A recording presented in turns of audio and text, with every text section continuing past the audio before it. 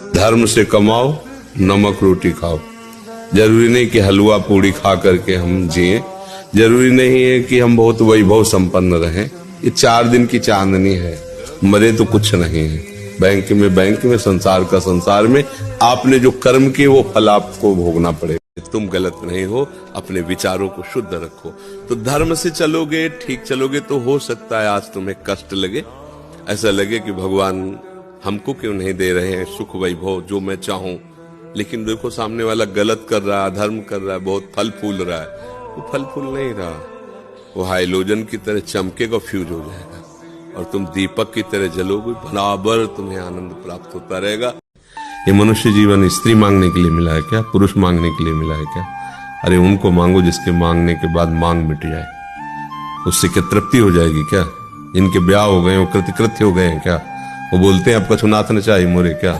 अंतिम में उनको भी यही सोच आती कि जो मिलना चाहिए वो नहीं मिला, जो खोजना चाहिए वो नहीं खोजा। तो जो कुछ मिलना होगा तुम्हारे बिना मांगे मिल जाएगा, मांगने की जरूरत थोड़ी है। मांगो तो ये मांगो कि आपके चरणों में भक्ति हो जाए। कैसी भी परिस्थिति में हूं प्रभु, मैं आपको भूलूं नहीं, ये मेरा जीवन व्यर्थ न जाए। नाथ, मैं अपने जीवन को आपके चरणों में समर्पित करता हूं। आप देख लो, जो अच्छा लगे सो कर देना, जो ऐसा लगे कि मेरा आपसे संबंध हट जाएगा, आपसे भजन कभी पूरा मत करना मेरे मांगने पर भी। ये तो रही बात तुम्हारी, ये क्या बात है कि मेरी मांग पूरी नहीं कर रहे? वो सब समझते हैं, वो ज्ञान विज्ञान के समुद्र हैं, उनके आश्रित रहो। 100 बार गिरो फिर भी पीछे मुड़ो मत, अगला कदम आगे बढ़ाओ, जीत जाओगे, क्योंकि प्रभु है।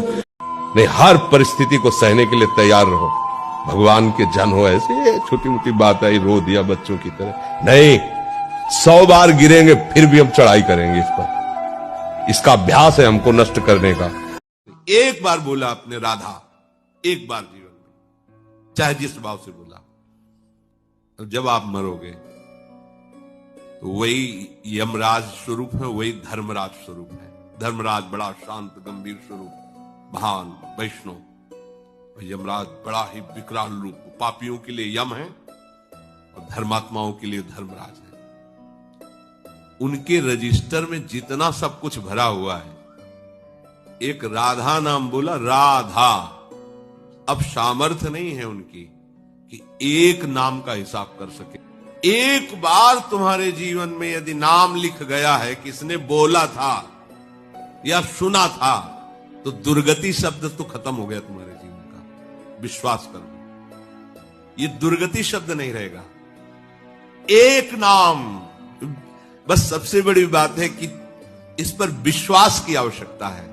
बिन विश्वास आप ऐसे मित्र को मित्र बनाओ जो हर परिस्थिति में आपका सहयोग करे। वो केवल श्री कृष्ण है, वो केवल प्रभु है, दूसरा कोई नहीं है। अब ये बात अभी समझ में नहीं आएगी, क्योंकि जैसे यौवन अवस्था होती है, प्रमाद स्थिति होती है, भोगों में सुख लगता है, तो ये सब भगवान और भगवान की बातें सब ऐसे लगती है। लेकिन एक समय आता है जब केवल यही बात समझ में आती है कि हाँ यही है अपने, दूसरा कोई नहीं है। यहाँ जो जितना भी प्यार, जितना भी मंगल में दिखाई दे रहा है ना, वो सब चंद क्षणों का। जिस दिन तुम्हारे पुण्य नष्ट हुए तो वही मित्र शत्रु बन जाएगा, वही भोग तुम्हें जलाने वाला बन जाएगा, कोई तुम्हें पूछने वाला नहीं होगा।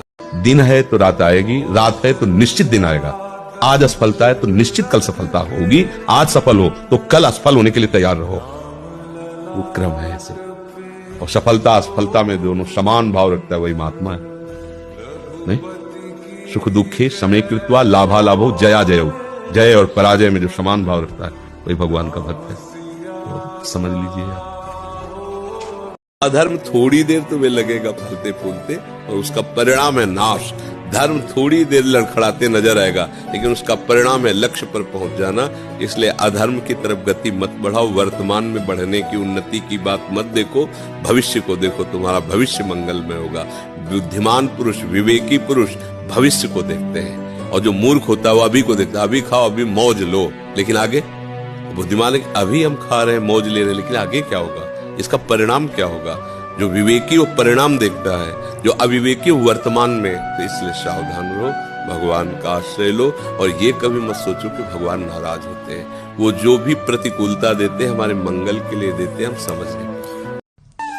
एक तरफ भगवान खड़े हो, एक तरफ माँ खड़ी हो, तो झुकना चाहिए माँ की तरफ पहले, क्योंकि भगवान के देखने लायक, सुनने लायक, बोलने लायक, कीर्तन करने लायक माँ ने तैयार किया है। पहले उसके चरणों का सेवन, उसकी सेवा।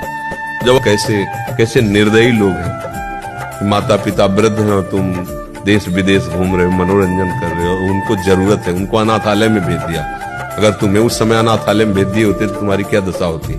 उनको अपना दूध पिला के छाती का इतना बड़ा किया, और जब उनको आवश्यकता हुई कि तुम एक लोटा पानी दे सकते हो, थोड़ा भोजन दे सकते हो, तो तुम नई बहू लिए घूम रहे हो देश विदेश। और ऐसे कई उदाहरण हमारे सामने आए। माता पिता को अनाथालय, भोजन और वस्त्र से ज्यादा प्यार की जरूरत होती है। अगर भगवान को अपना मानकर और अच्छा कार्य करोगी तो उसका परिणाम भले सामने से न दिखाई दे, पर आपको मिलेगा। वो बहुत सुखद होगा और बहुत आनंदप्रद होगा, क्योंकि भगवान आपके साथ है। जिसके साथ भगवान है उसकी विजय निश्चित।